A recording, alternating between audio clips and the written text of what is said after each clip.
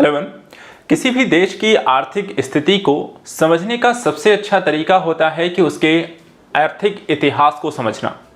और भारत के दृष्टिकोण से हम इस आर्थिक इतिहास के बारे में बात करें तो पंचवर्षीय योजनाएं इसका सबसे अच्छा उदाहरण है, जहां हम स्वतंत्रता के पश्चात से वर्तमान समय की स्थिति में विभिन्न काल घटनाक्रमों में भारत में किस तरीके से आर्थिक विकास हुआ है, किस समय में किस तरीके की परियोजनाएं लागू की गईं, इसके माध्यम से किस तरीके की स्थितियां डेवलप हुईं और उससे भारत की आर्थिक व्यवस्था में क्या योगदान मिला, इसको यहाँ पे समझना चाहिए। देखा जाए तो आपके परीक्षा के दृष्टिकोण से पंचवर्षीय योजनाएं एक इंपॉर्टेंट एस्पेक्ट रहती हैं, जहां पर कई तरीके के क्वेश्चन जो होते हैं यहाँ पर बनते हैं, जो अलग अलग पंचवर्षीय योजनाओं में हुए महत्वपूर्ण घटनाक्रम होते हैं। तो आइए आज के इस सेशन में हम इसी को यहाँ पे समझने का प्रयास करेंगे। भारत की समस्त पंचवर्षीय योजनाओं का एक समग्र विश्लेषण हम यहाँ पर करेंगे। जो इंपॉर्टेंट जो फैक्ट हैं जो आपकी परीक्षा के दृष्टिकोण से जरूरी हैं, उन सभी को देखेंगे। देखा जाए तो पंचवर्षीय जो योजनाओं की एक स्थिति रही है, इसके बारे में समझने से पहले थोड़ा सा एक ऐतिहासिक घटनाक्रम को हम यहाँ पे समझ लेते हैं। इसमें अगर हम देखें, भारत की अर्थव्यवस्था के पुनर्निर्माण के लिए नियोजन, यानी कि जिसको हम इंग्लिश में कहते हैं प्लानिंग की जरूरत पड़ी। ठीक है। और नियोजन के विचार को देखा जाए सबसे पहले 1940 और 1950 के दशक में पूरे विश्व में यहाँ पर एक जन समर्थन देखने को मिलता है। अर्थात वो एक ऐसा समय था जहां पर नियोजन और प्लानिंग की बातें होनी शुरू हुई। भारत में देखा जाए तो एक प्रक्रिया 1944 में हमें देखने को मिलती है, जब भारत के उद्योगपतियों का एक समूह यहाँ पर एकजुट होता है और भारत में नियोजित अर्थव्यवस्था की स्थापना के लिए एक संयुक्त प्रस्ताव प्रस्तुत करता है, जिसे नाम दिया गया बॉम्बे प्लान। तो यहाँ पर इससे रिलेटेड ध्यान रखना है, बॉम्बे प्लान 1944 में उद्योगपतियों के द्वारा प्रस्तुत किया गया। इसके अलावा भारत की स्वतंत्रता के पश्चात जो है नियोजित विकास की प्रक्रिया लगातार यहाँ पर देखने को मिलती रही है। जोसेफ स्टालिन एक व्यक्ति का यहाँ पे नाम आपको ध्यान रखना है। क्यों याद रखना है? क्योंकि देखिए ये प्रथम व्यक्ति थे जिन्होंने सोवियत संघ में वर्ष 1928 में पंचवर्षीय योजना को लागू किया था। ठीक है। और आपको जैसा कि पता होगा, पंचवर्षीय योजना का जो भारत में लागू किया गया वो कहीं ना कहीं नेहरू जो रशिया की ये सोवियत संघ की ये प्लानिंग थी, उसी से प्रभावित होकर उन्होंने इसे लागू किया था। तो ये जो शब्द है, ये प्रक्रिया है जोसेफ स्टालिन के द्वारा 1928 में यूएसएसआर में इसे लागू किया गया था। भारत ने भी अपनी अर्थव्यवस्था के निर्माण और विकास को प्राप्त करने के लिए स्वतंत्रता के पश्चात इस पंचवर्षीय योजना को अपना लिया। तो ये एक बेसिक फैक्ट है। यहां से हम इसे स्टार्ट करते हैं। ऐतिहासिक जो प्रमुख घटनाक्रम रहे वो हमने यहाँ पे देखा। अब यहाँ पे देखिए, पंचवर्षीय योजनाओं के संदर्भ में मैं आपको कुछ विशेष यहाँ पे पहलुओं के बारे में यहाँ पर एक एक करके बता देता हूँ। देखिए, जो पंचवर्षीय योजनाएं रही हैं, ये 5 वर्षीय, आप ध्यान रखिएगा, पंचवर्षीय का मतलब होता है 5 साल के लिए बनाई गई योजनाएं। और ओवरऑल अगर हम देखें यहाँ पे, तो इस पंचवर्षीय योजनाओं के माध्यम से भारत सरकार अपनी एक दस्तावेज एक तरीके से प्रस्तुत करता है, और इस दस्तावेज के माध्यम से वो अगले 5 वर्षों में किस तरीके से अर्थव्यवस्था में निवेशिक प्रक्रिया होंगी, किसे वो प्राथमिकता देने जा रहे हैं, कौन से पहलू हैं जो अर्थव्यवस्था में योगदान करने वाले हैं, तो उसका आमदनी और उसके हिसाब से कितना खर्च किया जाएगा, उसका एक लेखा जोखा होता है। केंद्र सरकार देखा जाए सभी राज्य सरकारों के बजट को 2 भागों में बांट देती है, जिसमें गैर योजना बजट होती है और एक योजना बजट होती है, अर्थात विभिन्न प्रकार की योजनाओं के लिए खर्च दिया जाने वाला बजट। इसके अलावा जो गैर योजना बजट होते हैं उसमें दैनिक, मदे, सालाना जो खर्च इत्यादि होते हैं उस तरीके के यहाँ पे डाली जाती हैं, और योजना बजट में योजना के लिए खर्च दिए जाते हैं। देखा जाए 1951 से पंचवर्षीय योजना स्टार्ट हुई और 2017 तक यहाँ पर इस दौरान भारत में मॉडल पंचवर्षीय योजनाओं की करीब 12 पंचवर्षीय योजनाएं पूरी की गई। इन पंचवर्षीय योजनाओं को तैयार करने, कार्यान्वित करने, विनियमित करने के लिए यहाँ पर एक आयोग भी बनाया गया था, जिसका नाम था यहाँ पे योजना आयोग। बाद में योजना आयोग को यहाँ पर हटा दिया गया और उसकी जगह पे बनाया गया नीति आयोग। ठीक है। और ये प्रक्रिया हुई 2015 में।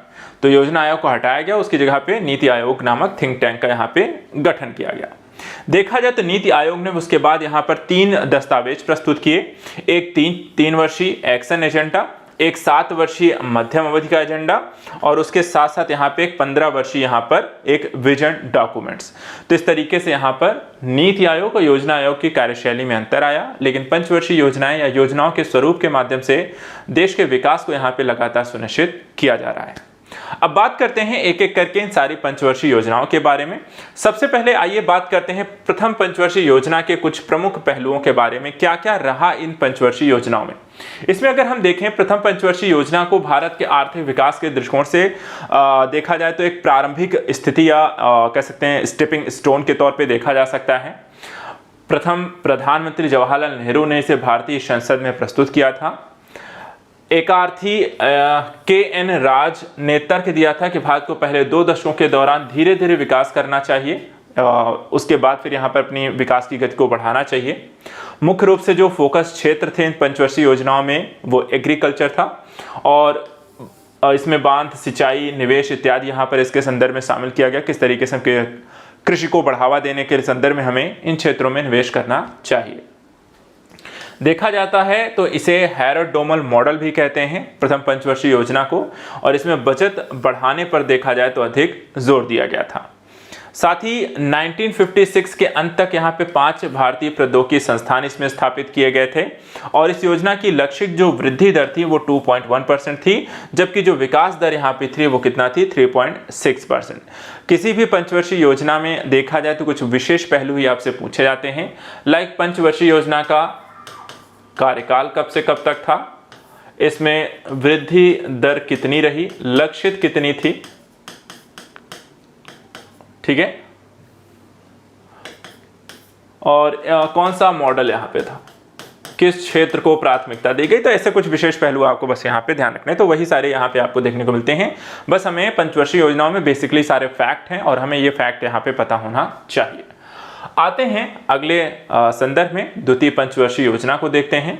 देखिए दूसरी जो पंचवर्षीय यहाँ पे योजना है इसमें सबसे पहले देखा जाए तो औद्योगिकीकरण और सार्वजनिक क्षेत्र पर यहाँ पर ज्यादातर बल देखने को मिलता है। इसकी देखा जाए तो नियोजन का जो कार्य था, जो रूपरेखा द्वितीय तैयार की गई वो पीसी महालनोबिस के द्वारा तैयार की गई थी, ठीक है, महालनोबिस, पीसी महालनोबिस के द्वारा यहाँ पे टाइप पूरा हुआ नहीं है। इसे यहाँ पे देखा जाए तो त्वरित संरचनात्मक परिवर्तन के दृष्टिकोण से यहाँ पर इसे लागू किया गया था और सरकार ने इसे घरेलू उद्योगों की रक्षा के लिए भाषण देखा जाए तो ज़्यादातर शुल्क अधिक अधिरोपित करने के लिए और लॉन्च किया था। एक तरीके से देखा जाए तो औद्योगिक विकास के दृष्टिकोण से विभिन्न प्रकार के टैक्सेस थोड़े यहाँ से आपको बढ़ाए गए थे सरकार के द्वारा और उसके माध्यम से यहाँ पर एक आर्थिक समृद्धि को तीव्र करने का यहाँ पे प्रयास था। लक्षित जो वृद्धि दर थी यहाँ पर देखा जाए तो 4.5% यहाँ पे रखी गई थी और जो कि हमें प्राप्त यहाँ पर कम होती है, अर्थात 4.27% ही यहाँ पर वृद्धि दर प्राप्त हुई थी। तो ये फैक्ट इससे रिलेटेड है। तीसरी यहाँ पर पंचवर्षीय योजना आती है। तीसरी पंचवर्षीय योजना की देखिए स्थिति आपकी 1961 से 1966 के दौरान रही। तो समय और सन भी ध्यान देते चलना है, यहाँ पे आप देखते चलिए। 1961 से 1966 तक तीसरी पंचवर्षीय योजना शुरू की गई। इसमें सुधार या किस क्षेत्र पर फोकस किया गया तो देखिए यहाँ पे कृषि, गेहूं के उत्पादन में सुधार पर ध्यान केंद्रित था। राज्यों के विकास के दृष्टिकोण से अगर हम देखें तो यहाँ पे अतिरिक्त उत्तरदायित्व इसमें सौंपे गए इस परियोजना के माध्यम से और राज्यों की माध्यमिक और उच्च शिक्षा उत्तरदायित्व भी यहाँ पर उनको सौंपा गया कि राज्य अब देखेंगे शिक्षा के उच्च और मध्यम शिक्षा दोनों ही। जमीनी स्तर पर देखा जाए तो ग्रास रूट लेवल पे एक लोकतंत्र के लिए पंचायत चुनाव की यहाँ पर शुरुआत की गई। पंचायत चुनाव ये एक फैक्ट आपको ध्यान रखना है कि कब की गई, आपको तृतीय पंचवर्षीय योजना के माध्यम से पंचायत चुनाव। लक्षित वृद्धि इसमें कितनी थी तृतीय पंचवर्षीय योजना की 5.6% और प्राप्त कितनी हुई हमें मात्र 2.4%। कहीं क्योंकि देखा जाए तो इस योजना की सफलता विफलता के पीछे हमें जो रीजन इसमें दिखाई देते हैं उसमें आपको भारत का 2 यहाँ पे देखा जाए युद्ध उसको देखने को मिलते हैं, एक चीन के साथ 1962, एक पाकिस्तान के साथ 1955 और बीच में साथ में यहाँ पर आपको सूखा भी पड़ा था। इसके कारण जो वृद्धि दर थी वो बहुत कम होती है। तीसरी योजना की विफलता का संकेत देने के पश्चात यहाँ पे एक समय आया जिसे योजना अवकाश के नाम से जानते हैं और ये योजना अवकाश रहा 1966-67, 67-68 और 68-69। 3 साल यहाँ पर देखा जाए तो योजना अवकाश के रूप में रहा। और देखा जाए जैसे हमने कहा चीन भारत युद्ध, भारत पाक युद्ध और इन सब कारण ये आपको कुछ समय तक यहाँ पे पंचवर्षीय योजनाओं की जगह पर इन्हें संचालित किया गया। और एक तरीके से आप कह सकते हैं कि तीसरी पंचवर्षीय योजना पूरी तरीके से विफल रही। इसके बाद आता है चतुर्थ पंचवर्षीय योजना। अब इसका जो कार्यकाल है, देखिए बीच बीच में पूछ लिया जाता है कि योजना अवकाश क्या रहा या द्विवर्षीय योजना कब लागू हुई, तो इस तरीके के समयावधि भी बीच बीच में ध्यान रखना है, तो क्योंकि ये कई बार आपके एग्जाम में पूछे गए हैं। अब आते हैं चतुर्थ पंचवर्षीय योजना। समय काल पे ध्यान दीजिएगा, 1969 से 1974। और देखा जाए तो उस समय प्रधानमंत्री थी इंदिरा गांधी का कार्यकाल चल रहा था और इनके माध्यम से पिछली विफलताओं को सुधार करने का एक प्रयास किया गया। चौथी जो पंचवर्षीय योजना थी उसके लिए गॉडगिल फॉर्मूले को यहाँ पे आधार बनाया गया और इस फॉर्मूले में अगर हम देखें तो स्थिरता के साथ विकास और आत्मनिर्भरता की दिशा की प्रगति में ज्यादा जोर दिया गया था। तो तीन जो शब्द, स्थिरता, विकास और आत्मनिर्भरता। सरकार ने देखा जाए तो इसी पंचवर्षीय योजना के दौरान 14 प्रमुख भारतीय बैंकों का राष्ट्रीयकरण किया गया था। सन ध्यान रखने के लिए 1969 जिस वर्ष यहाँ पे ये किया गया था। ये क्वेश्चन काफी बार एग्जाम में आपसे पूछा गया है। इसके अलावा हरित क्रांति को कृषि के क्षेत्र में भी यहाँ पर आपको देखा जाए चतुर्थ पंचवर्षीय योजना के माध्यम से बढ़ावा दिया गया। एक कार्यक्रम शुरू किया गया, सूखा संभावित क्षेत्र कार्यक्रम भी यहाँ पर देखा गया, जो कि कौन कौन से क्षेत्र सूखा संभावित है, वहां पर किस तरह के प्रयास करने होंगे, नहरें इत्यादि क्या बनानी है, उसको संदर्भ में यहाँ पे ये लॉन्च किया गया। बात करें इस योजना की अर्थात चतुर्थ पंचवर्षीय योजना की जो लक्षित वृद्धि दर थी उस पर भी नजर डाल लीजिए। 5.6% थी, जबकि वास्तविक जो वृद्धि दर हमें प्राप्त हुई वो कितनी हुई, 3.6% यहाँ पे प्राप्त हुई। तो ये था चौथे वर्ष का लेखा जोखा, चौथे पंचवर्षीय योजना का लेखा जोखा। अब आते हैं पांचवी पंचवर्षीय योजना में। देखिए पांचवी पंचवर्षीय योजना कब से कब तक लागू हुई, पहला क्वेश्चन। तो इसका आंसर यहाँ पे देख सकते हैं आप साइड में। देखिए यहाँ पे है 1974 से 1978 तक। अब इससे रिलेटेड जो फैक्ट है, पहला देखा जाए तो पांचवी पंचवर्षीय योजना के दौरान रोजगार बढ़ाने और गरीबी उन्मूलन, गरीबी हटाओ पर यहाँ पर ज्यादा जोर दिया गया था। देखा जाए तो 1975 में ही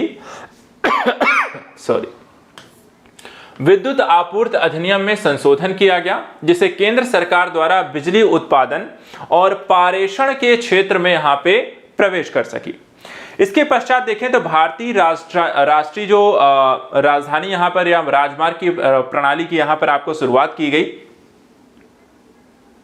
ठीक है, तो यहां पे आप देख सकते हैं भारतीय राष्ट्रीय राजमार्ग प्रणाली, इसकी भी शुरुआत आपको इसी दौरान यहां पे की गई।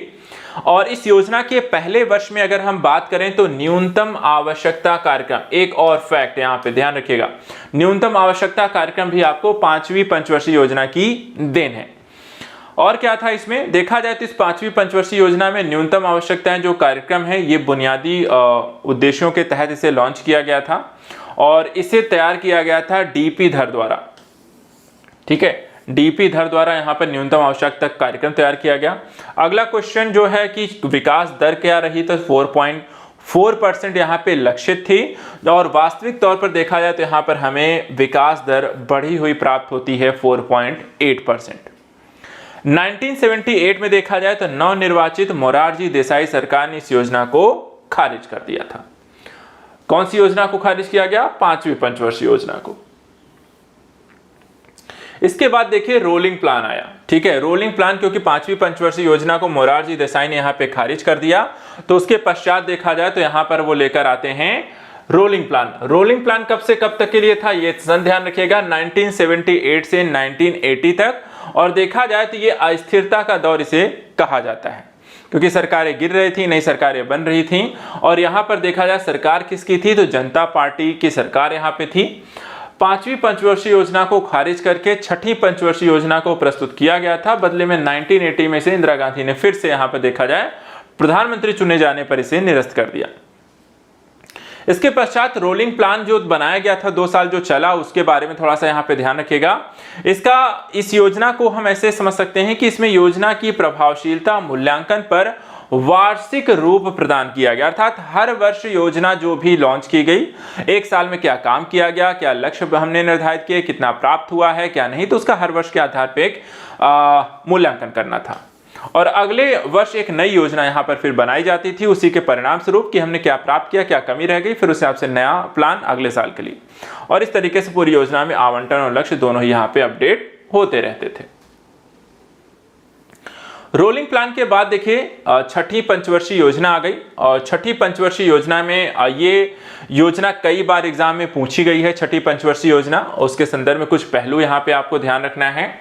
देखिए इसमें मूल्य नियंत्रणों को समाप्त किया गया सबसे पहले और आर्थिक उदारीकरण की शुरुआत हुई। सन देख लीजिए सबसे पहले 1980 से 85, 1980 से 1985 के दौरान यहाँ पे आपको छठी पंचवर्षीय योजना चलाएगी। इस दौरान देखा जाए तो नेहरू समाजवाद का यहाँ पर इसे अंत के रूप में देखा जाता है, क्योंकि कहीं ना कहीं यहाँ एलपीजी रिफॉर्म्स, बाजारों को यहाँ पे प्राथमिकता देनी शुरू हुई थी। जनसंख्या वृद्धि को नियंत्रित करने के लिए परिवार नियोजन कार्यक्रम, ये फैक्ट, परिवार नियोजन कार्यक्रम को देखा जाए छठी पंचवर्षीय योजना के दौरान लागू किया गया था। इसके अलावा देखा जाए तो शिव रमन समिति की सिफारिश पर यहाँ पर राष्ट्रीय कृषि ग्रामीण विकास बैंक अर्थात नाबार्ड का भी गठन देखा जाए तो छठी पंचवर्षीय योजना के दौरान किया गया। एक बहुत ही इंपॉर्टेंट ये क्वेश्चन है, नाबार्ड को लेकर कई बार जो पूछा गया है। इसके अलावा देखा जाए लक्षित जो विकास दर है आपको 5.2% रही आपको छठी पंचवर्षीय योजना के दौरान, जबकि वास्तविक रूप से यहां पर हमें बढ़ी हुई प्राप्त होती है 5.7%, जिसका अर्थ है यह भी पंचवर्षीय योजना आपको छठी सफल रही।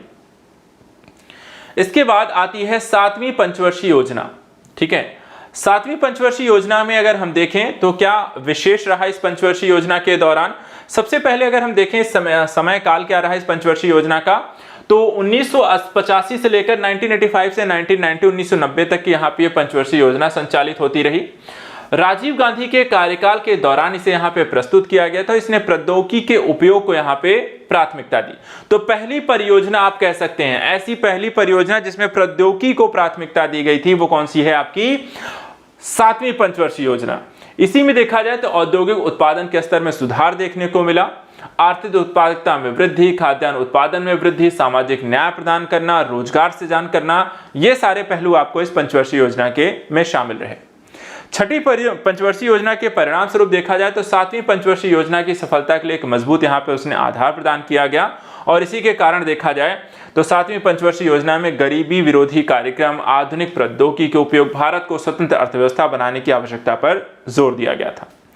वर्ष 2000 तक भारत को एक आत्मनिर्भर विकास के संदर्भ में पूर्व अपेक्षित लक्ष्यों को प्राप्त करने पर ध्यान भी केंद्रित किया गया और लक्षित जो वृद्धि दर थी वो 5% थी, जबकि यहाँ पे वास्तविक जो वृद्धि दर प्राप्त हुई वो 6%। तो पहली पंचवर्षीय योजना जहां पर भारत की विकास दर जो थी वो 6% के लक्ष्य तक पहुंच गई थी। इसके बाद हम देखें आठवीं पंचवर्षीय यहां पे देखा जाए तो योजना आने से पहले ही एक वार्षिक योजना है, फिर 2 वर्ष यहां पर चली 1990 के बाद। तो कौन कौन से यहाँ पे वर्ष रहे, तो इसे हम वार्षिक योजनाएं कहते हैं। ये 1990 से 1992 के दौरान रहे।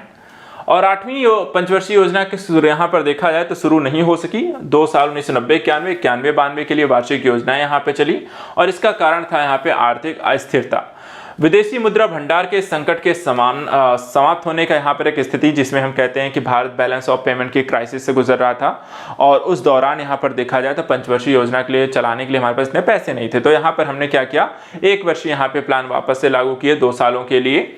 और इस समय प्रधानमंत्री आपके कौन थे, प्रधानमंत्री पीवी नरसिम्हा राव के नेतृत्व में अर्थव्यवस्था इस तरह की समस्या से निपटने के लिए भारत ने यहाँ पे एलपीजी रिफॉर्म्स की शुरुआत की। जो सबसे महत्वपूर्ण पहलू था आपको वार्षिक योजनाओं का, जो सबसे इंपॉर्टेंट पहलू था, ये ध्यान रखिएगा।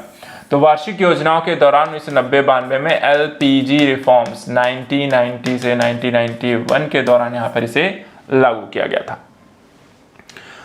इसके बाद आता है, फिर हम अगली पंचवर्षीय योजना पे आ जाते हैं। अगेन से जैसे ही अर्थव्यवस्था वापस पटरी पे आती है, फिर से पंचवर्षीय योजनाओं की तरफ वापस लौटते हैं और इस बार यहाँ पे 8वीं पंचवर्षीय योजना लागू की गई। 8वीं योजना को देखा जाए तो यहाँ पे उद्योगों के आधुनिकीकरण पर यहाँ पर जोर देते हुए देखा जाता है। 1 जनवरी 1995 को भारत विश्व व्यापार संगठन यानी कि WTO का भी यहाँ पर आपको सदस्य बन गया। तो देखिए पंचवर्षीय योजना, 8वीं पंचवर्षीय योजना के दौरान भारत WTO का सदस्य बना। इसके साथ ही साथ भारत ने यहाँ पे कुछ लक्ष्य जो निर्धारित किए, जैसे कि जनसंख्या वृद्धि को नियंत्रित करना, गरीबी को कम करना, रोजगार सृजन, बुनियादी ढांचे को विकास और मजबूत प्रदान करना, पर्यटन का प्रबंधन करना, मानव संसाधन विकास पर यहाँ पर ज्यादा ध्यान केंद्रित किया गया। इसके साथ साथ देखें तो विकेंद्रीकरण के माध्यम से पंचायतों और नगर पालिकाओं को शामिल करने पर भी जोर दिया गया और लक्षित जो वृद्धि दर रही वो 5.6% थी, जो कि यहाँ पर आपको देखा जाए तो 6.8% लगभग 7% तक हम यहाँ पर पहुंचने वाले थे। तो एक बहुत ही बड़ी और सफल यहाँ पे परियोजना के तौर पे हम 8वीं पंचवर्षीय योजना को देखते हैं। 8वीं के बाद वापस से हम आ जाते हैं अपनी अगली पंचवर्षीय योजना में, जहाँ पे हम 9वीं पंचवर्षीय योजना देखते हैं। 9वीं पंचवर्षीय योजना को अगर हम देखें तो यहाँ पर आपको 8वीं पंचवर्षीय योजना की सफलता के पश्चात 1997 से 2002 के मध्य यहाँ पर इसे लागू किया गया। इस पंचवर्षीय योजना में 9 वर्षों में देखा जाए तो 50 वर्षों को यहाँ पे चिन्हित करके अटल बिहारी वाजपेयी ने प्रधानमंत्री पद का यहाँ पर देखा जाए तो नेतृत्व भी किया था। 50 वर्ष यहाँ पर भारत की स्वतंत्रता के पूरे हुए थे 1997 में। और गरीबी के पूर्ण उन्मूलन का देखा जाए तो यहाँ पे लक्ष्य रखा गया था। और साथ ही साथ देखा जाए तो यहाँ पे आर्थिक विकास को सुनिश्चित करना, सार्वजनिक निजी क्षेत्र के संयुक्त रूप से यहाँ पे प्रयास करना, अर्थात एक तरीके से आप कहते हैं कि इस दौरान पीपीपी मॉडल को यहाँ पे प्राथमिकता सरकार के द्वारा दी गई थी। तीव्र विकास और लोगों के जीवन की गुणवत्ता के बीच संबंधों को संतुलित करने पर भी यहाँ पे ध्यान केंद्रित किया गया। इसके अतिरिक्त सामाजिक रूप से वंचित वर्गों को सशक्त बनाने, आत्मनिर्भरता का विकसित करने, सभी बच्चों के लिए प्राथमिक शिक्षा उपलब्ध कराने जैसे लक्ष्य भी आपको 9वीं पंचवर्षीय योजना में देखने को मिलते हैं। रणनीतियों की बात करें तो यहाँ में आत्मनिर्भरता को प्राप्त करना, निर्यात की उच्च वृद्धि दर में वृद्धि करना, तीव्र यहाँ पर देखा जाए विकास को, दुर्लभ संसाधनों तक कुशल उपयोग जैसे चीजों के संदर्भ में कार्य सरकार के द्वारा किए गए। विकास दर की बात करें तो लक्षित था 7.1% और जो यहाँ पर देखा जाए हमें प्राप्त हुई वो 6.8% ही रही। तो आप इसे भी देख सकते हैं, ये छठी, 7वीं, 8वीं यहाँ पे जो लगातार सक्सेसफुल आपको पंचवर्षीय योजनाएं रही, उसके बाद आप इसे कह सकते हैं कि अपने लक्ष्य को प्राप्त नहीं कर पाए। 9वीं के बाद आपको आती है 10वीं पंचवर्षीय योजना। और 10वीं पंचवर्षीय योजना के अगर पहलुओं पर नजर डालें तो सबसे पहले ये 2002 से 2007 के मध्य यहाँ पर 5 वर्ष तक संचालित रही। और इस योजना की विशेषताओं को अगर हम देखें तो इसमें समावेशी और समान विकास, ठीक है, किस पर ध्यान केंद्रित किया गया? समावेशी और समान विकास पर ज्यादा ध्यान केंद्रित किया गया। विकास दर का लक्ष्य जो रखा गया था इस पंचवर्षीय योजना में 8% जीडीपी के विकास दर को रखा गया। गरीबी को देखा जाए तो आपको 50% तक यहाँ पे कम करने के लक्ष्य रखे गए और 80 मिलियन लोगों के लिए रोजगार का भी सृजन करने का लक्ष्य रखा गया था। इसके साथ साथ क्षेत्रीय असमानता को कम करना भी यहाँ पर इस पंचवर्षीय योजना का एक प्रमुख उद्देश्य रहा। 2007 तक देखा जाए तो शिक्षा, मजदूरी दरों के क्षेत्र में लैंगिक जो अंतराल है की समस्या हमारे साथ बनी थी, उसको कम करने पर भी यहाँ पे सरकार के द्वारा जोर दिया गया था। बात करें यहाँ पर लक्ष्य जो विकास दर जिसे हम 8% करीब जो रखा गया था 8.1%, वह हम उसे प्राप्त नहीं कर पाए। ये 7.6% तक ही यहाँ पर आपको वास्तविक वृद्धि दर प्राप्त होती है। इसके बाद हम 11वीं पंचवर्षीय योजना की तरफ बढ़ते हैं और 11वीं पंचवर्षीय योजना को देखें तो 2007 से 2012 के मध्य तक ये संचालित रही। और इस दौरान अगर आप देखें तो ये 5 साल की एक और परियोजना रही जो कि यहाँ पर पूरी होती है। 11वीं योजना के संदर्भ में जो आपको फैक्ट यहाँ पे पता होना चाहिए, कौन कौन से पहलू विशेष रूप से जरूरी हैं, जैसे कि 11वीं में उच्च शिक्षा में नामांकन को पहली बात तो बढ़ाना था। दूरस्थ शिक्षा के पहलुओं के माध्यम से यहाँ पर आईटी संस्थानों पर ध्यान केंद्रित करना था।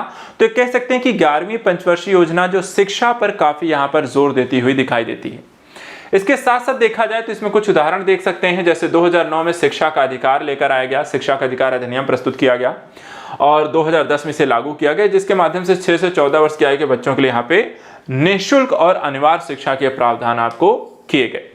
और इसकी मुख्य जो विषय वस्तु रही वो तीव्र और आर्थिक समावेशी विकास पर यहाँ पे ज्यादा ध्यान केंद्रित किया गया था। साथ ही साथ इसके उद्देश्यों में पर्यावरणीय स्थिरता, लैंगिक असमानता में कमी लाना भी आपको शामिल रहा। इस रूपरेखा को प्रस्तुत किया था सी रंगराजन के द्वारा और वर्ष 2009 तक देखा जाए सभी को स्वच्छ पेयजल उपलब्ध कराने पर यह बल देता है। त्वरित विकास की दर देखा जाए तो 9% और वास्तविक जो हमें प्राप्त हुई वो 8% यहाँ पर लक्ष्य या वृद्धि दर आपको देखने को मिलती है। इसके साथ साथ हम आते हैं अपने अंतिम यहाँ पे पंचवर्षीय योजना में। टोटल 12 भारत में पंचवर्षीय योजनाएं रही। तो यहाँ पर देखा जाए 12वीं जो पंचवर्षीय योजना रही वो 2012 से 2017 के दौरान यहाँ पर आपको संचालित होती हुई देखी गई। इस पंचवर्षीय योजना की जो विषय वस्तु देखने को मिलती है वो है तीव्र, अधिक समावेशी और धारणीय विकास रही। इस योजना का जो उद्देश्य रहा, बुनियादी ढांचा परियोजनाओं को मजबूत करना, गांवों को बिजली की आपूर्ति करना, स्कूल में प्रवेश के संदर्भ में लैंगिक और सामाजिक अंतराल को दूर करना, उच्च शिक्षा तक पहुंच में सुधार करना जैसे पहलुओं पर केंद्रित थी। हर साल देखा जाए तो 1 मिलियन हेक्टेयर हरित क्षेत्र को बढ़ाना, गैर कृषि में नए अवसरों को सृजित करना जैसे उद्देश्यों को भी यहाँ पर इसमें शामिल किया गया था। बात करें वृद्धि दर की तो लक्षित यहाँ पर आपको 9% थे, जिसे 2012 में यहाँ पे देखा जाए 12वीं पंचवर्षीय योजना में यहाँ पर हमें 8% की वृद्धि दर को फिर यहाँ पे मंजूरी मिली। तो इस तरीके से आपको ये पूरी पंचवर्षीय योजनाएं थी जो आपके परीक्षा के दृष्टिकोण से इन 12 पंचवर्षीय योजनाओं के अलावा कब कब पंचवर्षीय योजनाएं नहीं लागू की गई या वार्षिक योजनाएं लागू की गई या रोलिंग प्लान आपको कब लागू किया गया, ये भी क्वेश्चन आपसे पूछे जाते हैं। तो यहाँ पर इन सभी पंचवर्षीय योजनाओं से संदर्भित सभी जो इंपॉर्टेंट फैक्ट हैं वो हमने डिस्कस कर लिए। इसको रिवीजन अच्छे से कर लीजिएगा क्योंकि यहाँ से आने वाला एक भी क्वेश्चन आपका गलत नहीं होना चाहिए। तो आज के लिए इतना ही। Thank you so much. Next video मिलेंगे कुछ और ऐसे ही इंपॉर्टेंट टॉपिक जो कि परीक्षा के दृष्टिकोण से जरूरी हैं, अर्थव्यवस्था के उन पहलुओं को देखेंगे। Thank you so much and good luck.